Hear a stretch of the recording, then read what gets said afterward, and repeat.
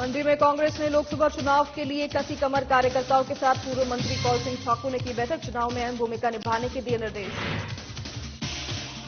शिमला में 16 जनवरी को कांग्रेस कार्यालय में बुलाई गई अहम बैठक। लोकसभा चुनाव को लेकर बनाई जाएगी रणनीति। बैठक में सीएम समेत कई पदाधिकारी रहेंगे मौजूद। शिमला में सीएम के मीडिया सलाहकार नरेश चौहान ने की पीसी केंद्र सरकार पर साधा निशाना। कहा वाटर टेस्ट में अड़ंगा फंसा रही केंद्र सरकार। सोलन में कृष्णा लैब में टेस्ट सुविधा हुई बंद। मरीजों को हो रही परेशानी। डीसी मनमोहन शर्मा करेंगे टेस्ट सुविधा जारी रखने का आग्रह। धर्मशाला में प्रदेश सरकार के खिलाफ मोर्चा। संस्कृति संरक्षण संघ ने किया मोर्चा का ऐलान। जिलाध्यक्ष आचार्य संजीव शर्मा ने दी जानकारी। नमस्कार, स्वागत है आपका। खबर हिमाचल प्रदेश देख रहे हैं आप और मैं हूं आपके साथ अनाया शर्मा। शुरुआत करेंगे हिमाचल प्रदेश के अहम खबरों के साथ। हिमाचल प्रदेश में 16 जनवरी को कांग्रेस कार्यालय राजीव भवन में अहम बैठक बुलाई गई है, जिसमें मुख्यमंत्री सुखविंदर सिंह सुक्खू, सभी मंत्री, कांग्रेस अध्यक्ष, विधायक और कई पदाधिकारी मौजूद रहेंगे। इस बैठक में संगठन और सरकार के बीच तालमेल के साथ ही सरकार की नीतियों को घर घर ले जाने के निर्देश दिए जाएंगे। वहीं कांग्रेस अध्यक्ष प्रतिभा सिंह ने कहा मुख्यमंत्री के निर्देशों पर 16 जनवरी को कांग्रेस कार्यालय राजीव भवन में बैठक बुलाई गई है, जिसमें सभी मंत्री, मुख्यमंत्री, विधायक, पूर्व विधायक और सभी संगठन के पदाधिकारी मौजूद रहेंगे। बैठक में लोकसभा चुनाव को लेकर रणनीति बनाई जाएगी। वहीं अयोध्या में राम मंदिर प्राण प्रतिष्ठा में जाने को लेकर प्रतिभा सिंह ने कहा कि हिमाचल प्रदेश में 98% हिंदू लोग रहते हैं। 22 तारीख को वहां पर प्राण प्रतिष्ठा होने जा रही है, उसमें उन्होंने हमें भी आमंत्रित किया है। देखिए, सबसे बड़ी बात तो यह है कि हम हिमाचल प्रदेश 98% हम हिंदू लोग यहाँ पर रहते हैं। हमारी सभी की आस्था राम के प्रति है। राम के मंदिर का इतना बड़ा जीर्णोद्धार हो रहा है, उसके लिए हम प्रधानमंत्री के आभारी भी हैं कि उन्होंने इसका बीड़ा उठाया और उन्होंने इस कार्य की शुरुआत करने की भी शंखनाद बजा दिया है। इसके लिए उन्होंने हमें भी आमंत्रित किया है। और आप सभी जानते हैं कि माननीय स्वर्गीय राजा वीरभद्र सिंह जी की बहुत आस्था थी मंदिरों से। उन्होंने हिमाचल प्रदेश के मंदिरों का भी जगह जगह जीर्णोद्धार किया है। माननीय मुख्यमंत्री ठाकुर सुखविंदर सिंह सुक्खू जी से भी इस पे चर्चा हुई और उनके निर्देश भी यही है। हम 16 तारीख को यहाँ पर कांग्रेस ऑफिस में एक मीटिंग कर रहे हैं, जिसमें सीएम भी आएंगे और वो भी उनको संबोधित करेंगे। हमारे सभी डिस्ट्रिक्ट के प्रेसिडेंट्स, ब्लॉक के प्रेसिडेंट्स, हमारे जो भी मंत्रीगण हैं, हमारे पूर्व विधायकगण हैं, वो भी इसमें भाग लेंगे और सभी अपनी अपनी राय देंगे और संगठन की बात को मजबूत करने के लिए उनका भी सहयोग अवश्य रखना है। लोकसभा चुनाव को लेकर हिमाचल कांग्रेस ने कमर कसना शुरू कर दिया है। आज पूर्व मंत्री कौल सिंह ठाकुर ने अपने विधानसभा क्षेत्र में पार्टी की कार्यकर्ताओं के साथ बैठक कर चुनावी हुंकार भरी और सभी कार्यकर्ताओं को चुनावों में अहम भूमिका निभाने के लिए निर्देश दिए। इस दौरान मीडिया से बात करते हुए उन्होंने कहा कि प्रदेश में मंडी लोकसभा चुनाव में मंडी से रानी प्रतिभा सिंह को जिताकर लोकसभा में भेजेंगे। वहीं उन्होंने मोदी पर निशाना साधते हुए कहा कि मोदी लोगों को राम मंदिर के नाम पर गुमराह कर रहे हैं। अयोध्या में बने राम मंदिर का हम भी स्वागत करते हैं और रामचंद्र भगवान सभी हिंदुस्तान वासियों के हैं। साथ ही राज्यसभा से जेपी नड्डा का कार्यकाल जल्द समाप्त होने के बाद बिलासपुर राज्यसभा सीट खाली होगी, जिस पर कौल सिंह ठाकुर ने कहा कि कांग्रेस पार्टी को प्रदेश से ही वरिष्ठ नेता को राज्यसभा भेजना चाहिए, न कि किसी बाहर के नेता को भेजना चाहिए। जो हमारे लोकसभा के चुनाव अभी आने वाले हैं, शायद मई में होंगे, अप्रैल में होंगे, मोदी जी की मर्जी है। जब भी चुनाव होंगे उसमें हम सभी कार्यकर्ता मिलकर के कांग्रेस पार्टी के लिए काम करेंगे और कांग्रेस पार्टी का जो उम्मीदवार है यहाँ से शायद प्रतिभा सिंह जी होंगे, उनको जो है निश्चित तौर पे हर हालत में जिता करके लोकसभा में भेजेंगे। अब आप जानते हैं जिस तरीके से मोदी जी ने अब लोगों को गुमराह करने की बड़ी बड़ी गारंटियां देने की बात कर रहे हैं और श्री रामचंद्र भगवान के नाम पर अयोध्या में जो मंदिर बना है वो भी ऐसा कह रहे हैं कि ये सिर्फ भारतीय जनता पार्टी का मंदिर है, रामचंद्र भगवान सबके हैं। और हिमाचल प्रदेश को तो वैसे भी देवभूमि कहते हैं। रामायण और महाभारत में जिन देवी देवताओं का वर्णन आता है उन सभी के मंदिर हिमाचल प्रदेश में मौजूद हैं। सोलन में प्रदेश सरकार की तरफ से चलाई गई जन कल्याणकारी योजनाओं को जन जन तक पहुंचाने और ग्रामीणों की समस्याओं को सुनने के लिए स्वास्थ्य मंत्री डॉक्टर कर्नल धनीराम शांडिल सेरबनेड़ा और माशीवर पंचायत पहुंचे, जहां उन्होंने लोगों की समस्याओं को सुना और अधिकारियों को समस्याओं के निपटारे के आदेश दिए। वहीं इस दौरान स्वास्थ्य मंत्री ने प्रदेश सरकार की तरफ से जनहित में चलाई जा रही स्टार्टअप योजना सहित कई योजनाओं को ग्रामीणों को बताया। वहीं हमारे जिला संवाददाता से बात करते हुए स्वास्थ्य मंत्री डॉक्टर कर्नल धनीराम शांडिल ने बताया कि इन दिनों सरकार गांव-गांव जाकर लोगों की समस्याएं जान रही है, साथ ही उनका निपटारा भी किया जा रहा है। वहीं लोगों को सरकार की जन कल्याणकारी योजनाओं के बारे में जानकारी दी जा रही है।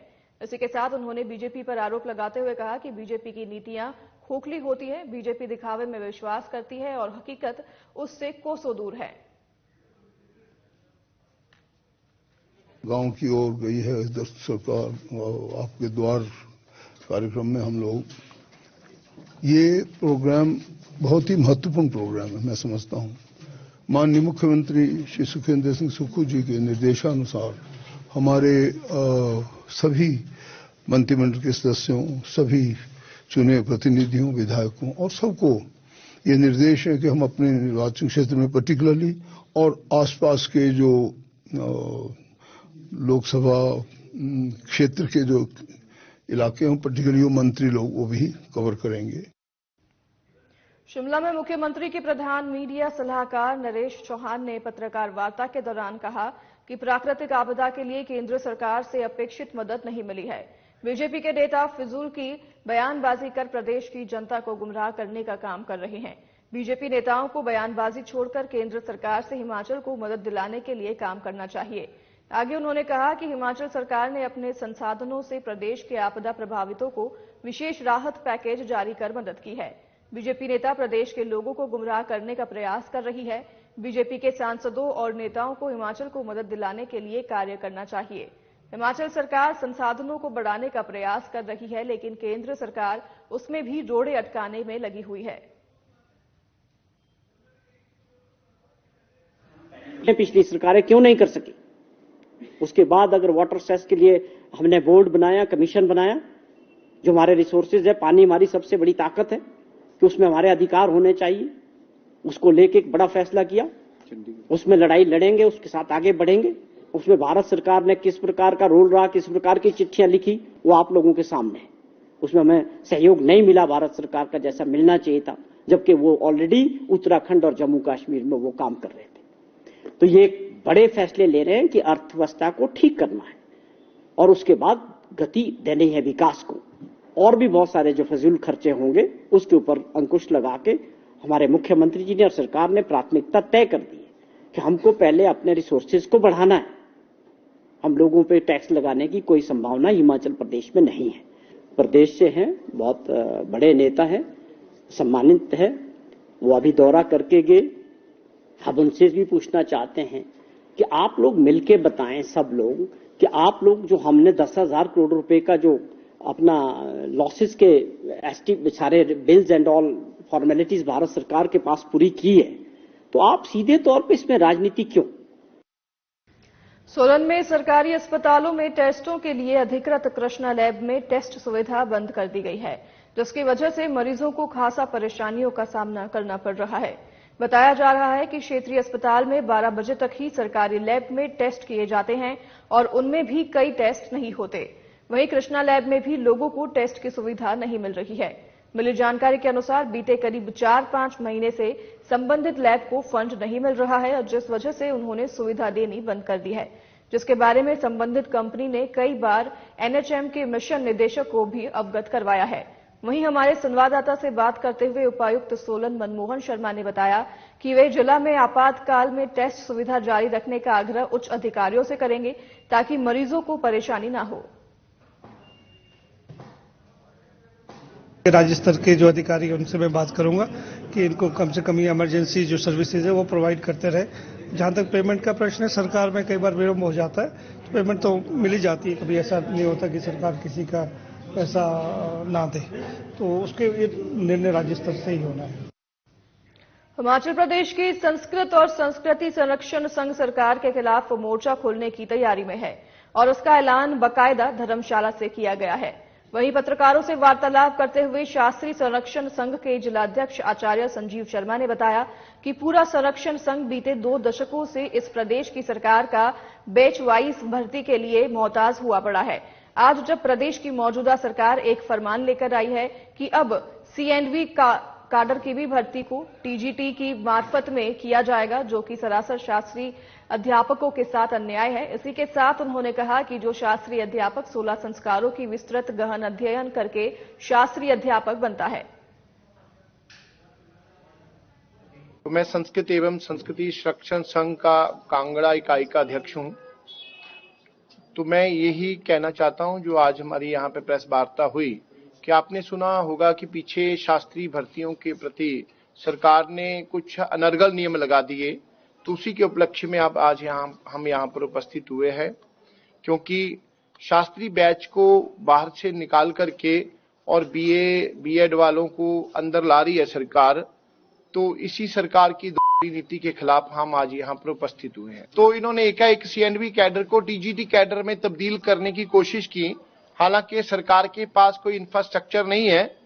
हमने जितने लोगों ने शास्त्री की है, हमने किसी ने भी बीएड, हिमाचल गवर्नमेंट जो है या हिमाचल यूनिवर्सिटी है, किसी को बीएड नहीं करवाती है। जब बीएड का इंफ्रास्ट्रक्चर ही नहीं है तो हम लोग कहां से बीएड करके आए। जनजातीय जिला लाहौल स्पीति के लाहौल घाटी के देवता राजा घेपन देवी बोटी 12 हफ्ते के बाद वापस अपने देवालय लौट आए हैं। बताया जा रहा है कि 12 हफ्ते तक राजा घेपन माता देवी बोटी ने लाहौल घाटी के कई इलाकों की परिक्रमा की और कई ग्रामीण क्षेत्रों में देवी देवताओं के साथ मिलन किया। वहीं आपको बता दें कि अब राजा घेपन अपने देवालय में विराज गए हैं। वहीं श्रद्धालु सूरज प्रकाश का कहना है कि वे लाहौल घाटी के रहने वाले हैं और जब भी वह कुल्लू से लाहौल घाटी जाते हैं। इसी के साथ लाहौल घाटी के सेवानिवृत्त शिक्षक छाया राम का कहना है कि राजा घेपन के बारे में कई कथाएं लाहौल घाटी में प्रचलित है। साथ ही इस साल भी राजा घेपन ने लाहौल घाटी की परिक्रमा को पूरा किया है।